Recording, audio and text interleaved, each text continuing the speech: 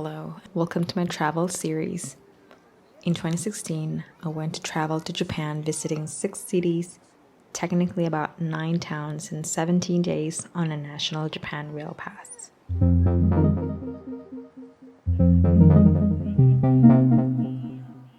I will tell you all about how I used the railpass as my main transportation expense once I got there, and basically being in Japan for the first time. The trip being my first and longest solo overseas trip, the food, the hospitality, what I liked about my experience, and if I will ever travel there again. I will also drop in a little bit of details of the cost that it takes to make the trip, especially the rail pass, and the transportation part as a whole, the food and accommodation costs, and of course all the parts that I love and the ones that I'm not a big fan of when it comes to walking, because we did a lot of that, like most tourists do.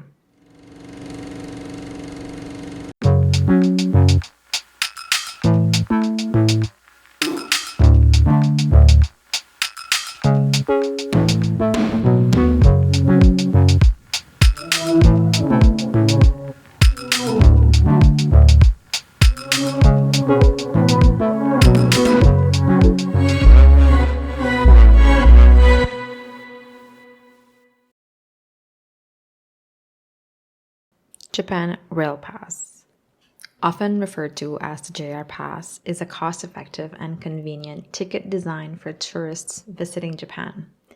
It offers unlimited travel on the extensive Japan Railways (JR) network, including the Shinkansen or bullet trains, local and rapid trains, and select buses and ferry services.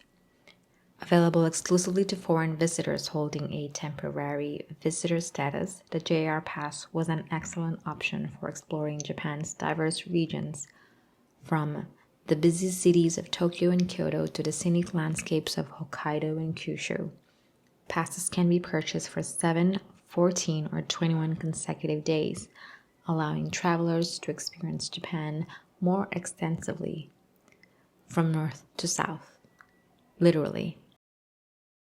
For this trip, I got the 14-day one, and I covered north to pretty much mid-south of Japan with this pass. And after calculating the train ride's fare, if bought without the pass, they would have mounted to quite a bit, probably more than my airfare. I reckon calculating savings of up to 20 to 40%, but please bear in mind this was in 2016. Today, the pass is worth almost double for the same 14-day pass. I will not focus on the consumption, usage, pros and cons of the pass, but feel free to let me know if you want the whole video about it. Leave a comment below.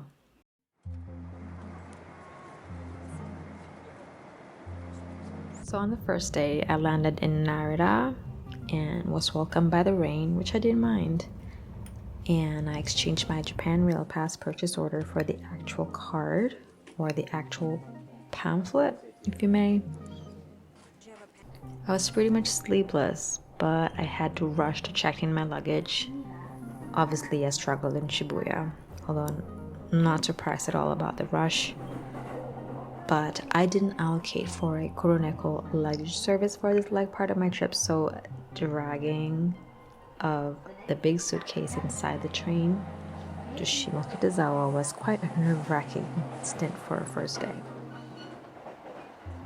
After that, I head to Aoyama because I had a hair appointment, and that was pretty much the highlight of my first day.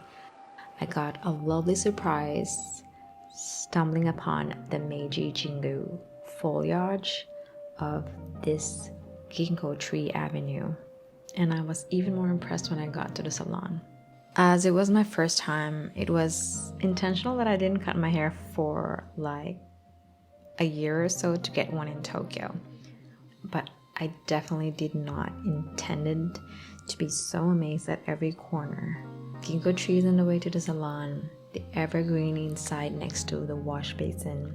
Needless to say, the Japanese way is starting to get to me.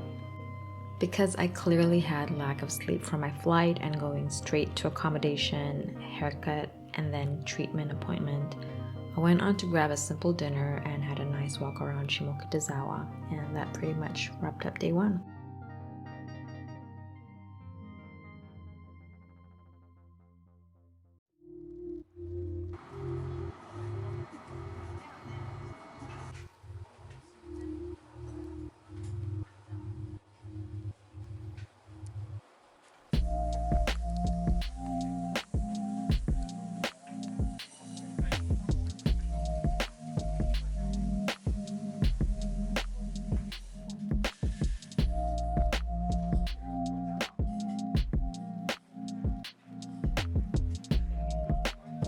The next day, I went to Odaiba to check out the area before heading back to Roppongi area and visit Mori Tower Museum.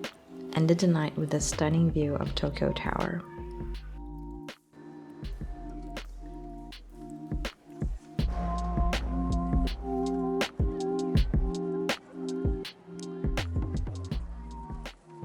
Then I headed back to my B&B in Shimokitazawa and checked a couple of coffee places, one with a roaster, another that has such a cool vibe.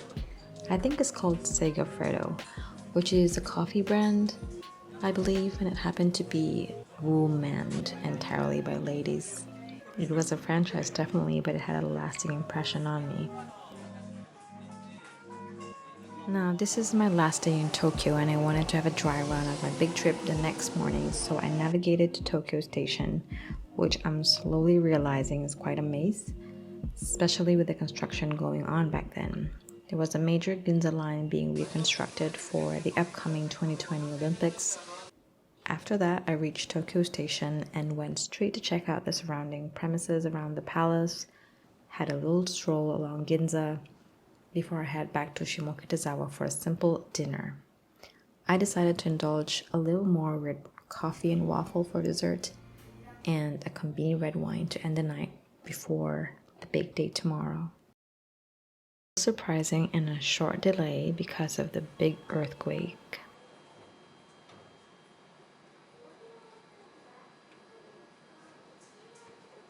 I remember changing in the B&B and getting ready to head out. And by this point, I've already sent my luggage to Kuroneko, and so I only have a backpack with me. And the moment I stepped out of the toilet, I felt the small apartment walls shaking and wondering if it's my vision or am I still in a dream. I quickly packed and went out the door until I reached the train station and realized there are some delays and I wasn't imagining that earthquake this morning.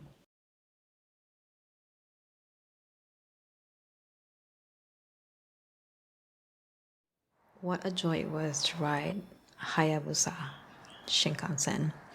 It was such a fascinating experience to be in a bullet train. So after roughly 4 hours, I find myself in Hokkaido. And from there, I took another train to reach Lake Toya, where I booked a room at one of the hotels by the lake. Noticed that I arrived at around 2 p.m.-ish, and it was just perfect timing for checking in.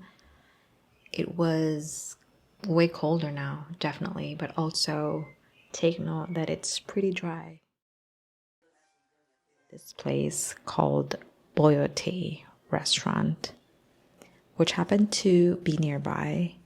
They had this amazing omurice, and because I'm in Hokkaido and I'm literally across the lake, FOMO of the fresh and sweet seafood, so I had to get these battered scallops that were just so divine. I basically had to come back the next day and eat breakfast before I leave for Sapporo. But here I am back in the hotel, being a goofball with a yukata, or shall I say bathrobe. And yeah, just like that. Day 4 across northern half of Japan. Good night. I had no words. If the earthquake almost left me doubting the decision of doing a solo trip, the surprise of the first snow of the year and this majestic view I woke up to is sending me into the opposite direction.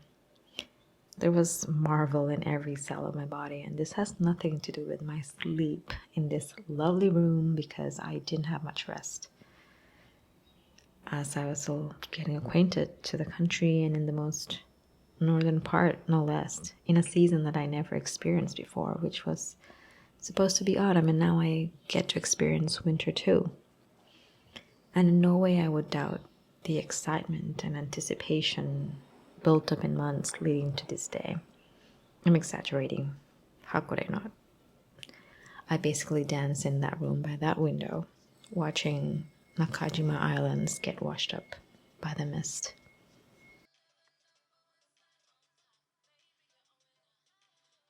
I took a walk in the snow, obviously.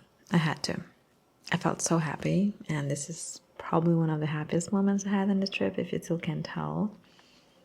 Then, after some photos and a few more songs walking in snow-covered roads, I checked out and moved on to get onto the bus, then the Super Hokuto train to Sapporo, where I'll be staying for a night and a day. The sights in this train ride was insanely beautiful. You could tell how icy it is outside. The wind was about to bite my ass off, but gorgeous nonetheless.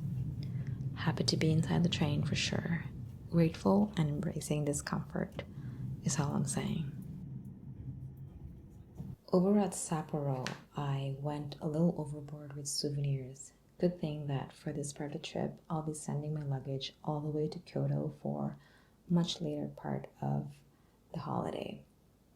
I also came across another Western cafe. I didn't really research most of the listings in this trip. I just found it charming, and I also felt like pasta, and the tea looked so good I had to try it.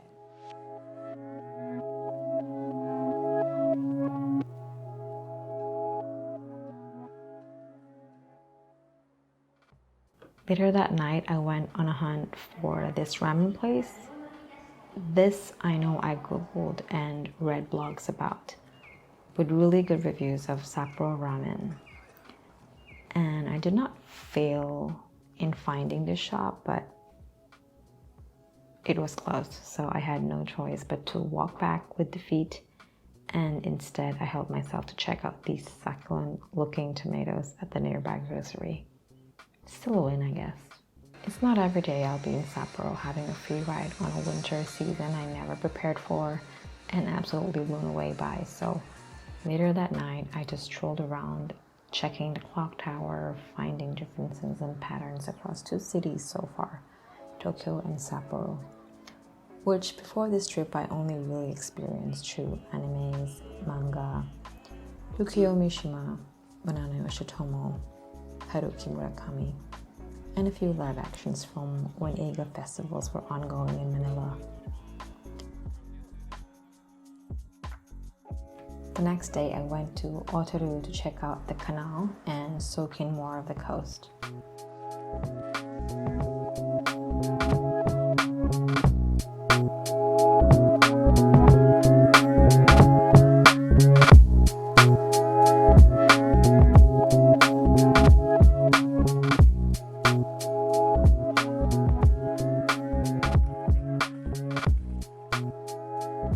Then I found this local restaurant and felt like a win to have it all to myself. So I decided to splurge a bit and pretty much give myself a treat.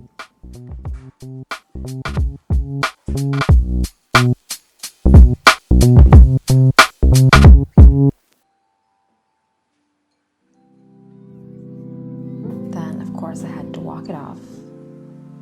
Before the sun came down, I checked out the famous cheesecake brand that you see all over the planet, Le Tao.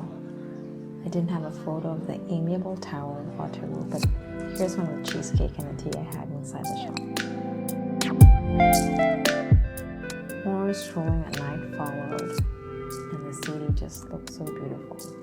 I've noticed this industrial and Renaissance style mix look of the buildings, but I'm more curious about the pink sky that Hokkaido gets in certain times of the day. It just was. Pretty much ended this one-day affair with heading back to my Otaru hotel to have a nice dinner after a whole day of walking, no less.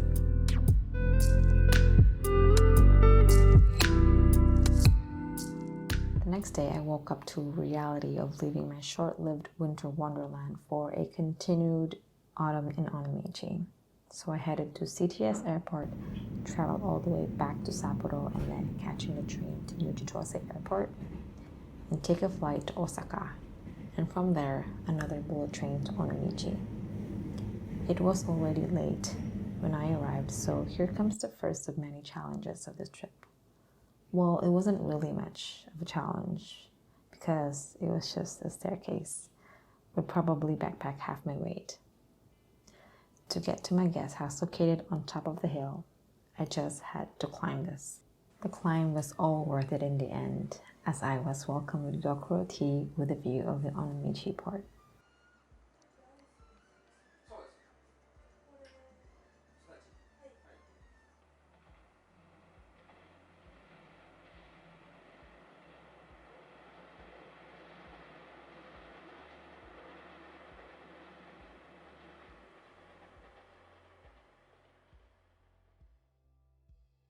Alright, it's time to check out of my guest house. It was fun staying atop the hill, cozy on the tatami, and this gorgeous view of the bay.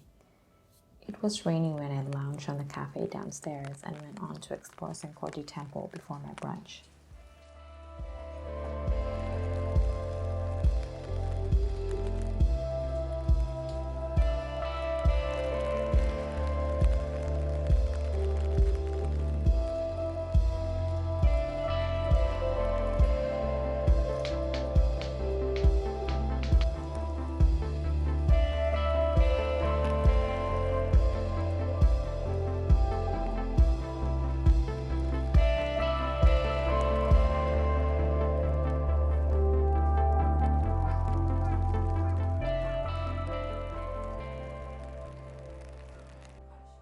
For brunch, I happened to find this cafe and decided to sit for a cup of cappuccino and waffles.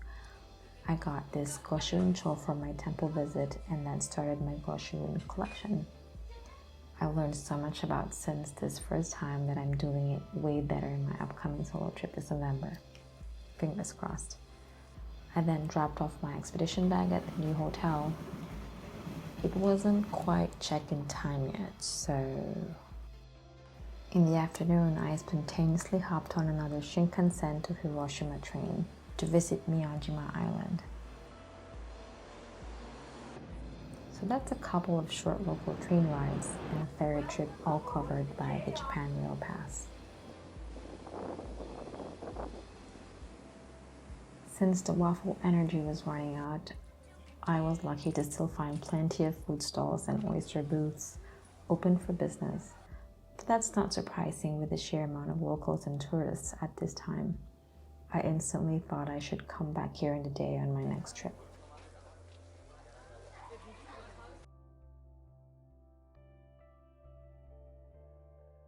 I can't help but notice how ubiquitous, pretty, and well-crafted leather goods are here.